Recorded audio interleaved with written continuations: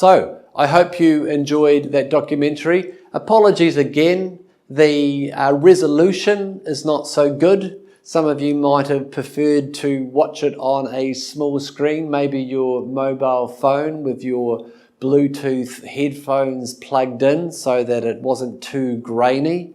In fact, the most important things could be picked up just by the audio. But I think that it's great to be, before we begin to dive in and read about people, that we are kind of introduced to who they are, who they were, and why they continue to be important. So I hope you enjoyed watching the video, despite it not being of the highest quality. So now you know quite a bit about Margaret Mead, and to just review, Margaret Mead is very much in the American School of Cultural Anthropology, and of course there were important European influences because her supervisor, Franz Boas, was an immigrant to the United States. We remember that Boas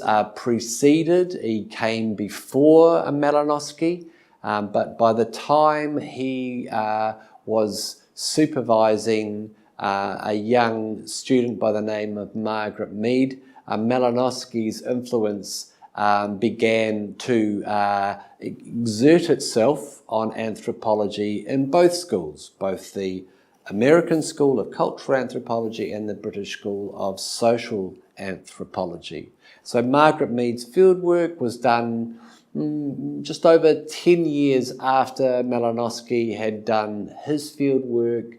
And so it's nice that we've got these two people as case studies. As we begin to think about research methods, it's nice that we can draw on these case studies and to be thinking about ideas embodied in people, because anthropology is a discipline interested in people who are complex and sometimes even contradictory, so this is I think an interesting and animating way for us to be thinking about research methods. Because sometimes when you talk about research methods to students, they shake their head or they roll their eyes or they put their head to their hand to their head like this, because they consider it to be a boring subject, a very expansive subject. And so I hope that now that we're getting to know individual anthropologists, you are not having this kind of attitude and reaction to the subject of research methodology. Okay, so just to review some of the main points made in this documentary about Margaret Mead. So Margaret Mead was supervised by Franz Boas, who did his work on the Inuits, the Eskimos. He's known for a number of things. He had a very great interest in linguistics, which is something that I share.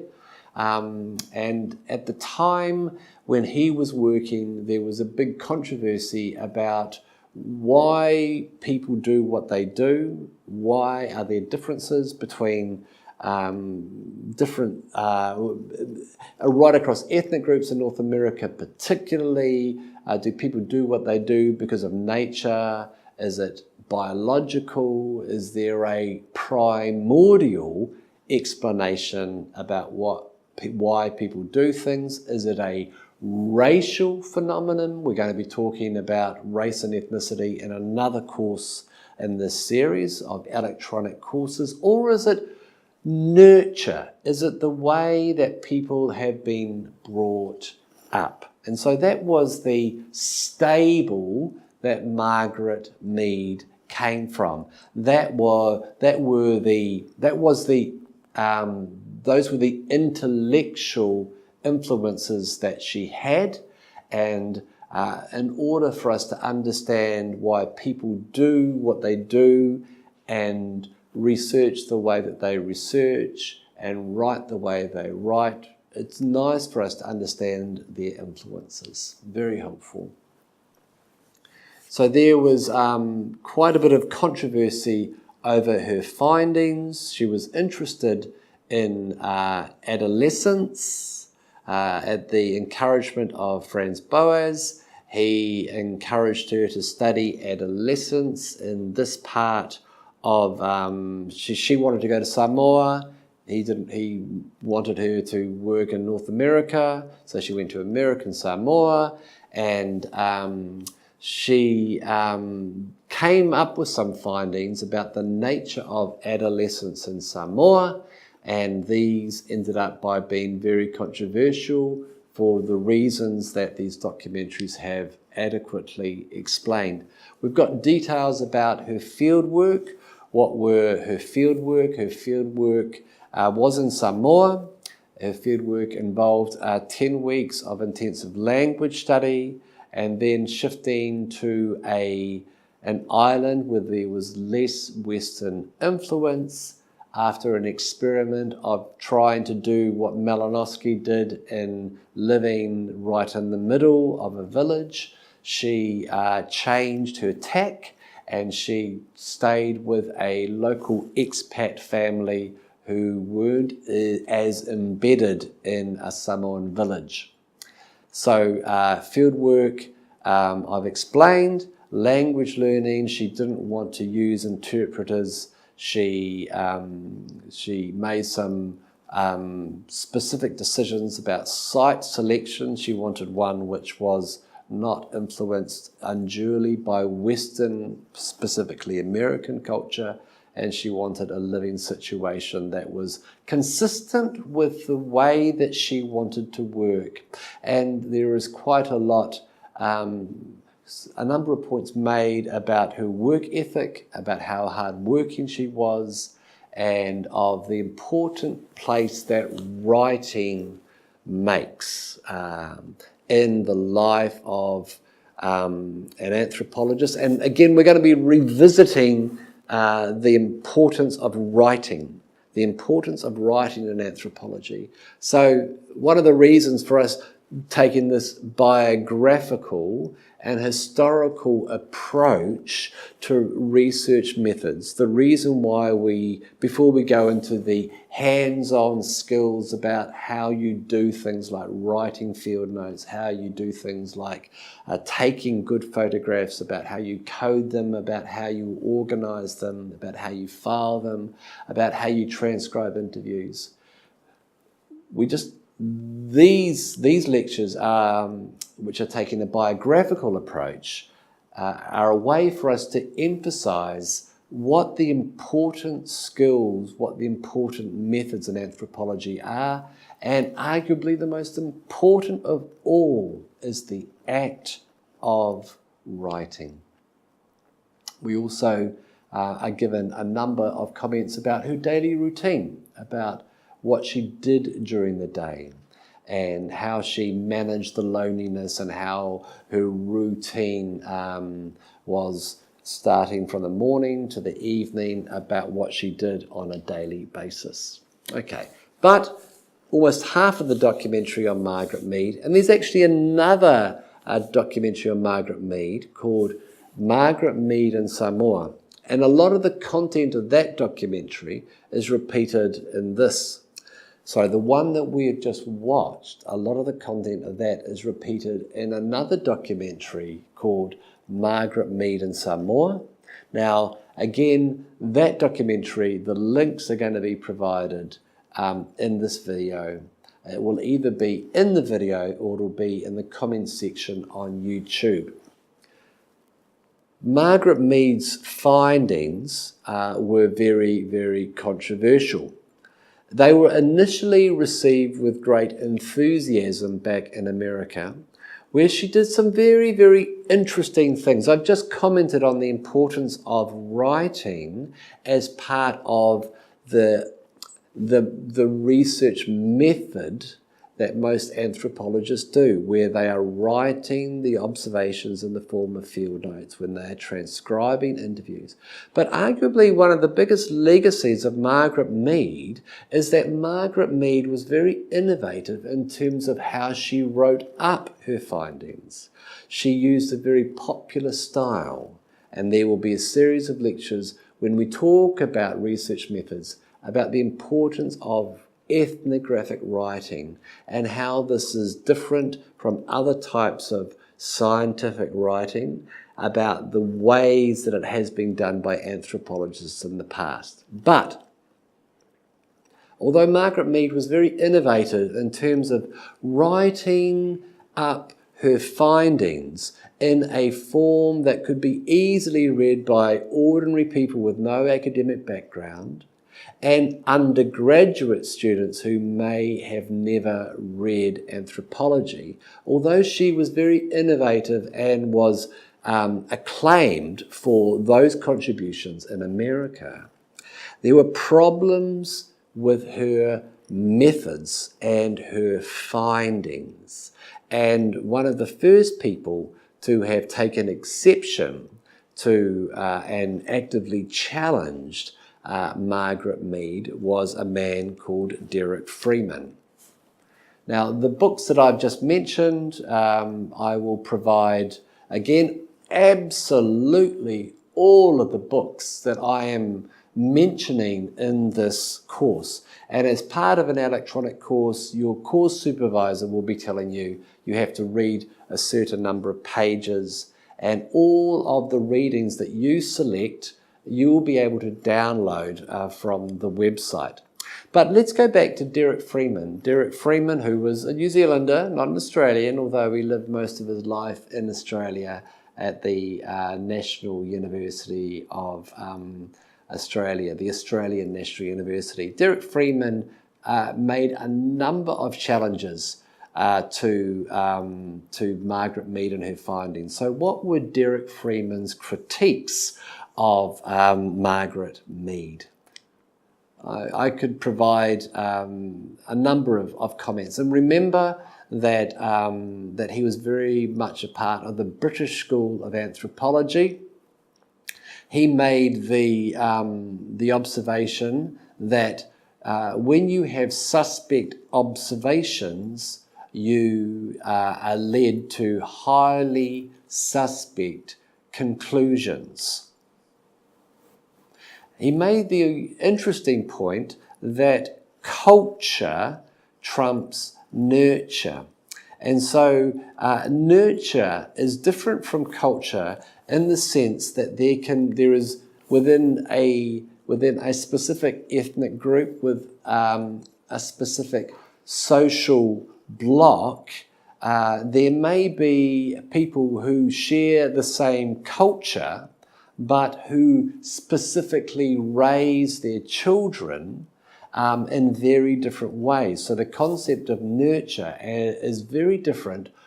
So the concept of nurture was compared with the idea of nature. And so this was again something that many people in North America were concerned with. So Native Americans, First Nations people were African Americans. Because of their different nature, does the nature explain the differences in the way people conduct themselves? And they opposed nature to nurture.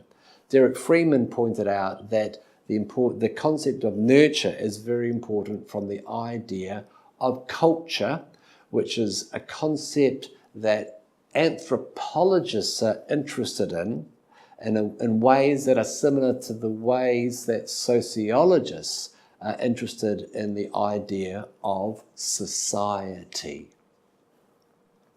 So Derek Freeman critiqued the language ability of Margaret Mead, 10 weeks of language learning, going to one island, and from a small sample of 26 young women, that's all, she conducts interviews, she does participant observation, and she later interviews them in similar ways that I did in South Thailand. She comes up with those observations based in that place, in that small sample size. She comes up with some suspect observations leading to suspect conclusions. Again, Derek Freeman raises the issue of bias in the way that Margaret Mead analysed her research question. And later on, we're going to be talking about what is research and what isn't research, and the centrality of this idea of a research question, which will determine how you go about deciding and planning your research methodology.